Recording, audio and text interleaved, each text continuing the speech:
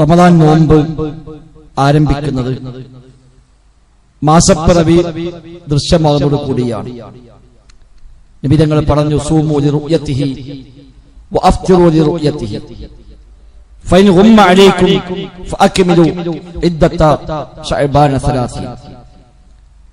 വ്യത്യസ്തമായ പദപ്രയോഗങ്ങൾ ഉദ്ധരിക്കപ്പെടുന്ന മുസ്ലിം ലോകം ഏകകണ്ഠേന സ്വീകരിച്ചു പോകുന്ന തർക്കമില്ലാത്ത ഹദീസാണ്. നബി തങ്ങൾ പറഞ്ഞു, മാസപ്പിറവി ദൃശ്യമായാൽ നിങ്ങൾ നോമ്പെടുത്ത് തുടങ്ങുക. മാസപ്പിറവി ദൃശ്യമായാൽ നിങ്ങൾ നോമ്പ് അവസാനിപ്പിച്ച് പെരുന്നാൾ ആഘോഷിക്കുക. ഇനി അഥവാ നിങ്ങൾക്ക് മേഘം മൂടി കാണാൻ കഴിഞ്ഞില്ല എങ്കിൽ ശഅബാൻ മാസം നിങ്ങൾ 30 പൂർത്തിയാക്കുക.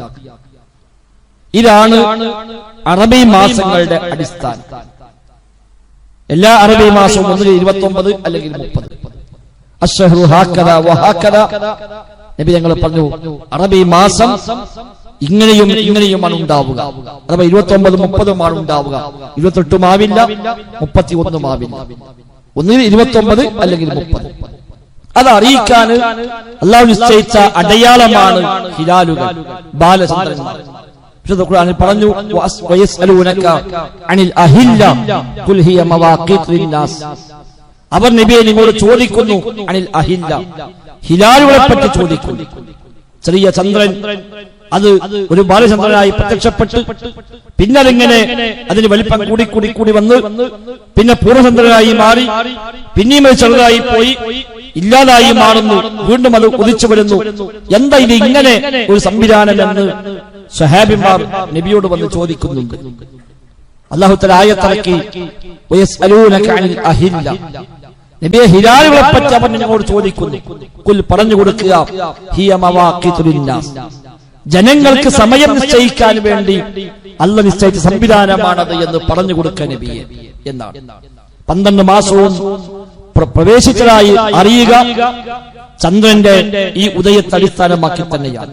പടിഞ്ഞാറൻ ചക്രവാളത്തിൽ സൂര്യാസ്തമയ ശേഷം ചന്ദ്രനിൽ നിന്ന് ദൃശ്യമായാൽ പിറ്റേന്ന് 1 കണക്കാക്കുക. അറബി മാസം 29 സൂര്യാസ്തമയ ശേഷം പടിഞ്ഞാറൻ ചക്രവാളത്തേക്ക് നോക്കുകയും അവിടെ ചന്ദ്രനെ ദൃശ്യയോഗ്യമായി മാറി കിട്ടിയാൽ പിറ്റേന്ന് 1 എന്നാൽ ചന്ദ്രൻ ഉണ്ട് അല്ലെങ്കിൽ ഇല്ല പക്ഷെ കണ്ടില്ല എങ്കിൽ പിറ്റേന്ന് 30 പൂർത്തിയാക്കി അടുത്ത ദിവസം 1 കണക്കാക്കുകയും ചെയ്യും. അതാ ഹദീസിൽ പറഞ്ഞത്. മേഘം മൂടിയാൽ നിങ്ങൾ 30 പൂർത്തിയാക്കുക. മേഘം മൂടിയാലും ഒരുപക്ഷെ ചന്ദ്രൻ അവിടെ ഉണ്ടാകാമല്ലോ. മേഘം മൂടി ഞങ്ങൾ പ്രത്യേകം പറഞ്ഞു, നിങ്ങൾക്ക് മേഘം മൂടിയാൽ നിങ്ങൾ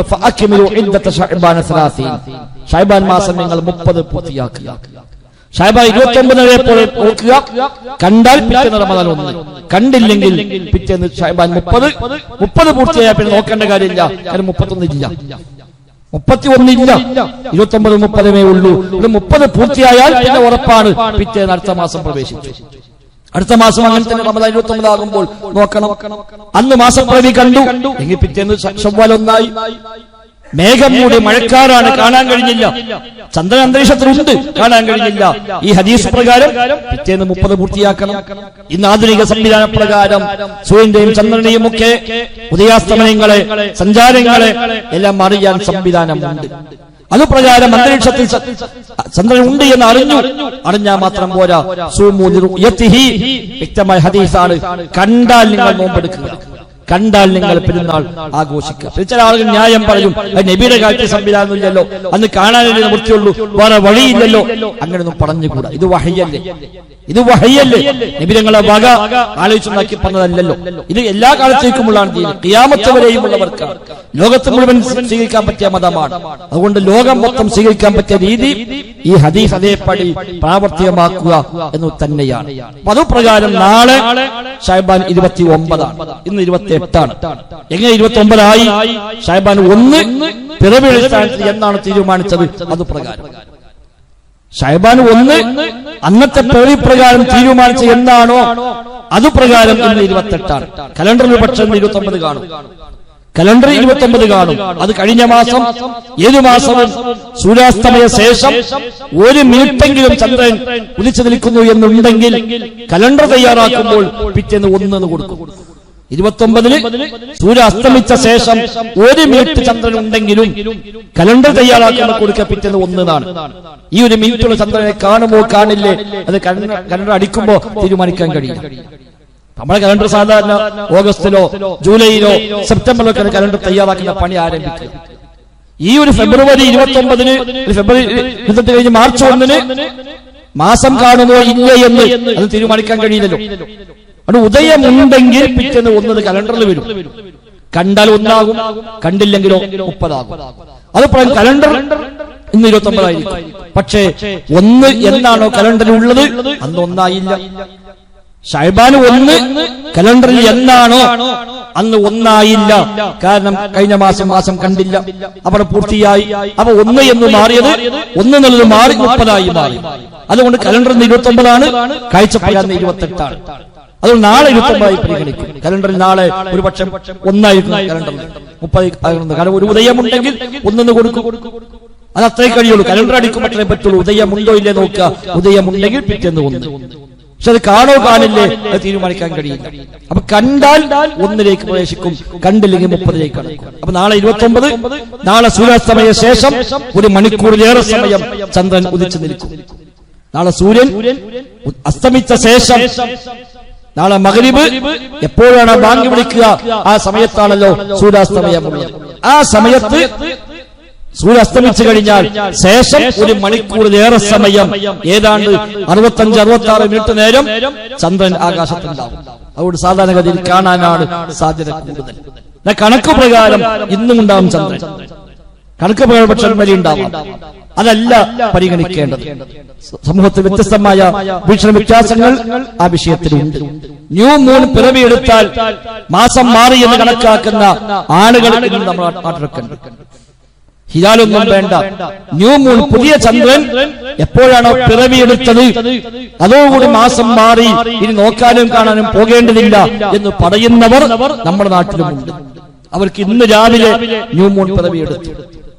ഇന്ന് രാവിലെ 8 മണിക്ക് ന്യൂ മൂൺ പിറവിയെടുത്തു. അതുപ്രകാരം അവർക്ക് ഇനി ഒന്നും നോക്കണ്ട, മാസം കഴിഞ്ഞു, ഈ നാളെ മുതൽ 1 കണക്കാക്കാം എന്നാണ് അവരെ നയം. 1 മാസം നോക്കാനും പോകൂല, കാണാനും പോകൂല, ആ പ്രഖ്യാപനവുമില്ല. പുതിയ ചന്ദ്രൻ എപ്പോൾ പിറവിയെടുത്തുവോ അവിടെ മുതൽ മാസം മാറി എന്നാണ് അവരുടെ നയം. മറ്റു ചിലർ പറഞ്ഞത് അതുപോലെ ന്യൂ മൂൺ പോരാ, ഹിലാലാണ്, അഥവാ സൂര്യാസ്തമയ ശേഷം ചന്ദ്രോദയം ഉണ്ടാകണം, എന്നാ പിന്നെ കാണേണ്ട കാര്യമില്ല. സൂര്യാസ്തമിച്ച ശേഷം ചന്ദ്രൻ ഉണ്ടോ എന്ന മാസം മാറി എന്ന് കണക്കാക്കാം. നമ്മളെ കണ്ടോ കണ്ടില്ലേ അത് നോക്കേണ്ടതില്ല. നബിയുടെ കാലത്ത് നോക്കാനേ നിവൃത്തിയുള്ളൂ, വേറെ നിവൃത്തിയില്ലാത്തതുകൊണ്ട് അന്ന് പറഞ്ഞതാണ് ഇന്നത് ബാധകമല്ല എന്ന് അവർ പറഞ്ഞു. അതും ശരിയല്ല.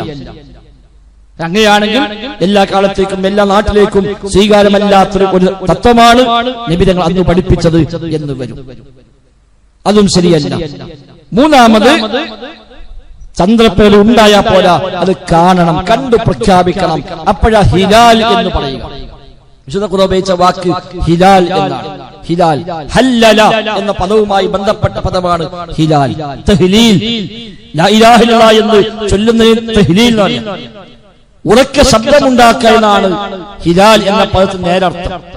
ഉറക്ക ശബ്ദമുണ്ടാക്കുക. അപ്പൊ സാധാരണഗതിയിൽ മാസം കണ്ട് ആളുകളെ പരസ്പരം അറിയിക്കും, മാസം കണ്ടു എന്ന അറിയിപ്പ് തമ്മിൽ പറയും. അതാണ് ഹിലാൽ എന്ന പേര് അതിന് പറയാൻ കാരണമെന്ന് ശൈഖുൽ ഇസ്ലാം ഇബ്നു തൈമിയ്യ റഹിമഹുല്ലാഹ് മജ്മൂ ഫത്താവയിൽ 25-ാമത്തെ വാള്യത്തിൽ അദ്ദേഹം രേഖപ്പെടുത്തി കാണാൻ കഴിയും. അതാ ഹിലാൽ. ദൃശ്യയോഗ്യമായി മാറുന്ന അവസ്ഥക്കാണ് ഹിലാൽ എന്ന് പറയുക. ഇനി അങ്ങനെ ഉണ്ടായി ആരും കണ്ടില്ല, വിളംബരം ചെയ്യപ്പെട്ടില്ല എങ്കിൽ അത് അറബിയിൽ ഹിലാൽ എന്ന് പറയുകയില്ല. കണ്ട് വിളംബരം ചെയ്യപ്പെടുമ്പോഴാണ് ഹിലാൽ എന്ന് പറയുക.